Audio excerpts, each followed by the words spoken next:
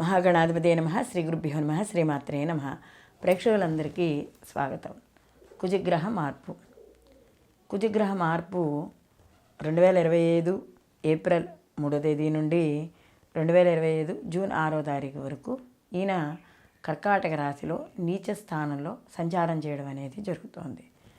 ఈ కుజుడు నీచ స్థానంలో సంచారం చేయడం ద్వారా అసలు ద్వాదశ రాశుల వారికి కూడా శుభ ఫలితాలు ఏ విధంగా ఉంటాయి, వీళ్ళు ఎటువంటి పరిహారాలు చేసుకోవాలి లేదా ఎటువంటి విషయాల్లో జాగ్రత్తలు తీసుకోవాలి ఈ 65 రోజుల పాటు కూడా అనే విషయాన్ని మనం పూర్తిగా తెలుసుకుందాం. కాబట్టి ఈ కుజగ్రహ మార్పు అనేది సహజంగా కుజుడు మనకి చూసుకున్నప్పుడు కొద్దిగా ఆవేశానికి, ఉద్రేకానికి ఇలాంటికి సంబంధించిన వ్యక్తి. సో ఇలాంటి ఈ కుజుడు ఆవేశపూరితమైన గ్రహం కాబట్టి కొద్దిగా కుజుడు యొక్క ప్రభావం కానీ రాశి మీద వ్యతిరేకంగా ఉంటే కొంత వ్యతిరేక ఫలితాలు, కాస్త అనుకూలంగా ఉంటే శుభ ఫలితాలు పొందడం అనేది ఉంటుంది.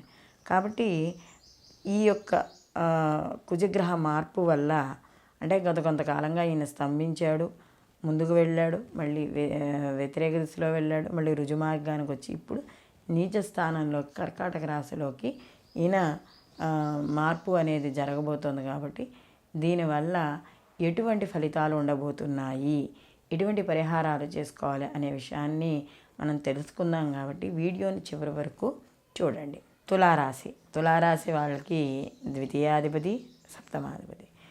ఈ తులారాశి వాళ్ళకి ద్వితీయ సప్తమాధిపతి అయిన కుజుడు దశమ స్థానంలో నీచబడి ఉన్నాడు. వీళ్ళకి ఎప్పుడైతే దశమ స్థానంలో నీచబడి ఉన్నాడో కొంత ఫలితాలు అంటే దశమ స్థానం రాజ్యస్థానం, రాజకీయ నాయకులకి కొద్దిగా ఇబ్బందికరంగా ఉంటుంది. అలాగే ధనపరంగా ఖర్చులు అవ్వడం, ముఖ్యంగా భార్య లేక భర్త వీళ్ళ ద్వారా ఖర్చులు ఎక్కువగా అవ్వడం అనేది కనబడుతుంది. అలాగే ఎప్పుడూ కూడా అంటే ఈ ఏదైతే రాజ్యస్థానంలో నిజపడి ఉన్నాడో ఉద్యోగపరంగా కూడా ప్రెషర్ ఎక్కువ అవ్వడం, ఉన్నత అధికారుల యొక్క ఒత్తిడి ఎక్కువగా ఉండడం, లేదా వాళ్ళు మీ మీద అంటే మీరు చేసే శక్తి కన్నా ఎక్కువ పని భారాన్ని, మీరు చేసేదానికన్నా ఎక్కువ పని భారాన్ని పెట్టడం, ఇలాంటివన్నీ ఏర్పడతాయి.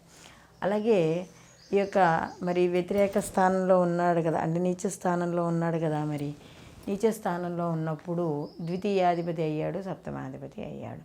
వ్యాపార రంగాల్లో ఉన్న వాళ్ళు కూడా జాగ్రత్త వహించుకుంటూ ఉండాలి.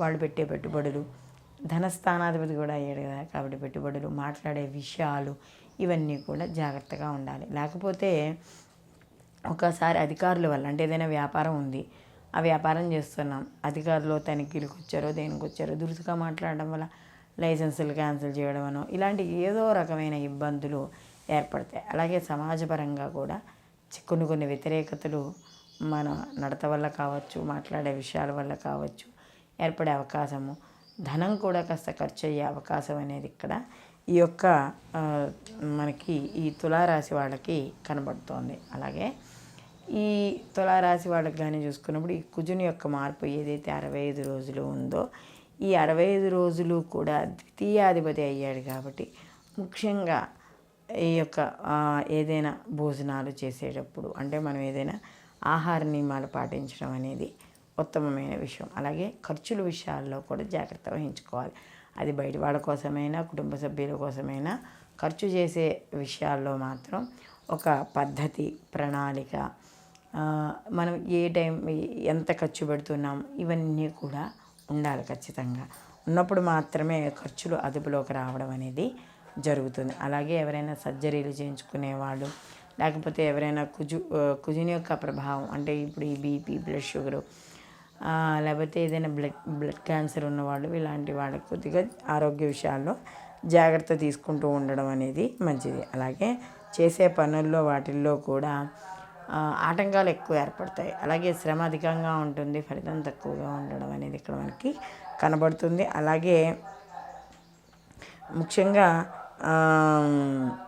అంటే ప్రయాణాలు అలసట, టైంకి భోజనం లేకపోవడం, నిద్ర లేకపోవడం ఇలాంటివి కూడా ఏర్పడే అవకాశం అనేది ఏర్పడుతుంది. అలాగే ఏదో ఒక మానసిక క్లేశం అనేది వెంటాడుతూ ఉంటుంది.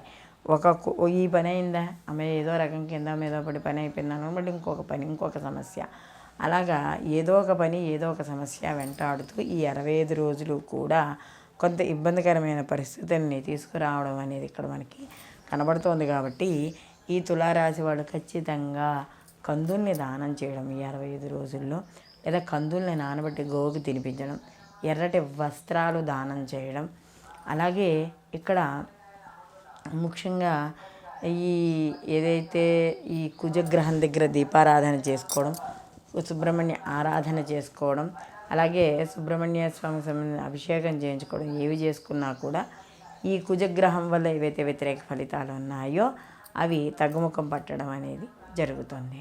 ఈ వీడియో కానీ మీకు నచ్చినట్టయితే లైక్ చేయండి, 10 మందికి షేర్ చేయండి, మీ అభిప్రాయాన్ని కామెంట్ రూపంలో చెప్పండి. అలాగే మా ఛానల్ని సబ్స్క్రైబ్ చేసుకోవడం మర్చిపోకండి. సర్వేజన సుఖినో భవంతు, లోకా సంస్థ సుఖినో భవంతు.